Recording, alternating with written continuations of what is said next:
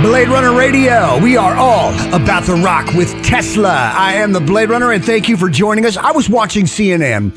I don't know if you saw this, but they had a deal on CNN. They were talking about how Oklahoma now has almost as many pigs as it does people. Did you see this? This is a true story. Oklahoma has almost as many pigs as we do people. That's where that odd, peculiar odor is coming from.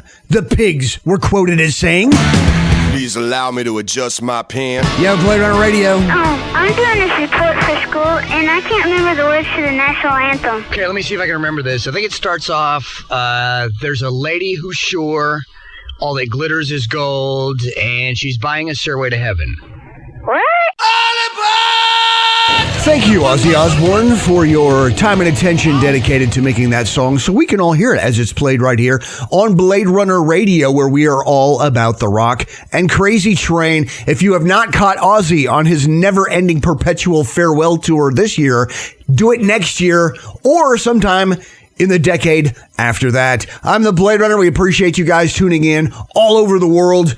I have been going out to garage sales and thrift stores, purchasing Barry Manilow cassette tapes, bringing them home, putting them in Ziploc bags, and then burying them in my backyard in a predetermined pattern with the hopes that thousands of years from now, people of the future with their flying cars and their jetpacks and their phones in their shoe phones, will find these great ancient mysteries.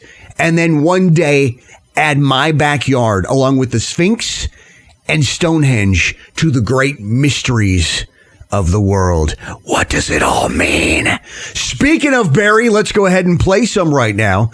Not Manilow, Barry Stock. He's the guitar player for 3 Days Grace. This is Chalk Outline on Blade Runner Radio. We are all about the rock. Blade Runner Radio. We are all about the rock, and obviously that would encompass Alice Cooper. Is It My Body? 32 minutes past the hour.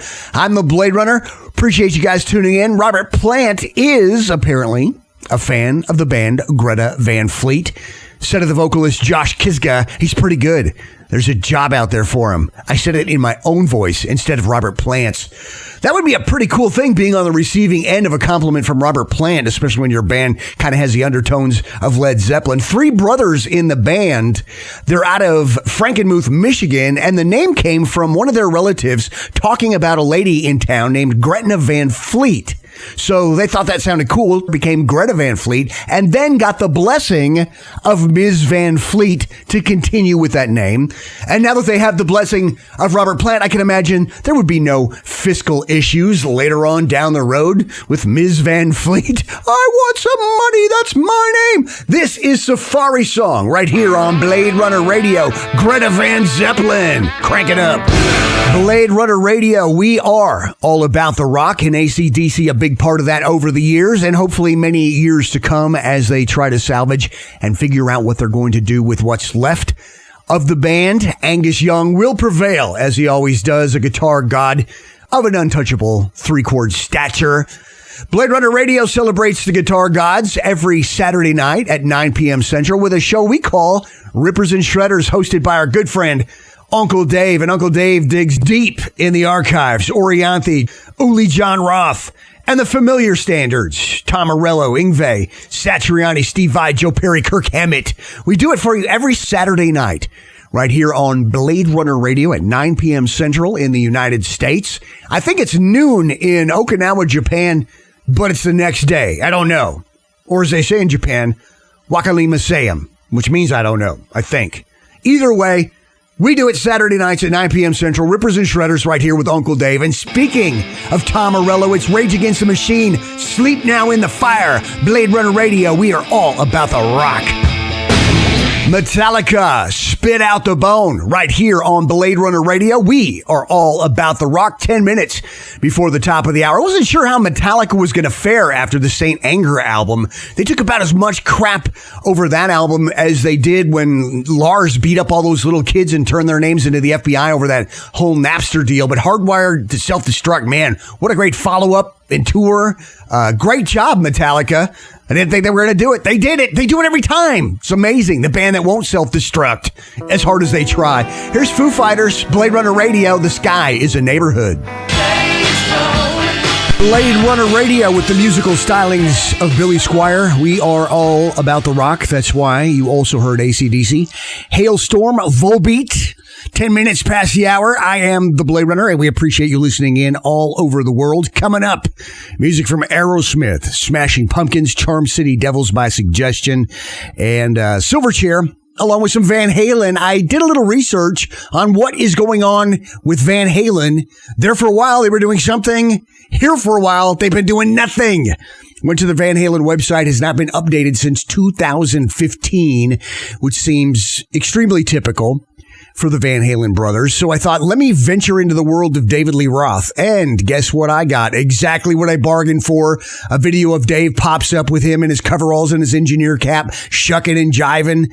Crazy stuff. You get what you deserve when you go to the David Lee Roth website. Let me just say that. And I thought, well, hey, let's check out Sammy Hagar while we're at it. This is the only guy that is in tune with what's going on with the planet right now. And I hate to say that because I'm a David Lee Roth Van Halen guy.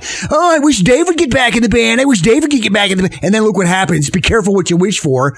So Sammy Hagar's got just like a plethora of information on his website about everything he's got going on. New bands that he's starting with Michael Anthony, bands that he's already done with Michael Anthony, albums they're putting out, more Cabo Wabo stuff. I mean, the guy's 70th birthday parties. I mean, just everything that you can imagine he's got going on. Sammy's the only one that's like actually doing stuff right now.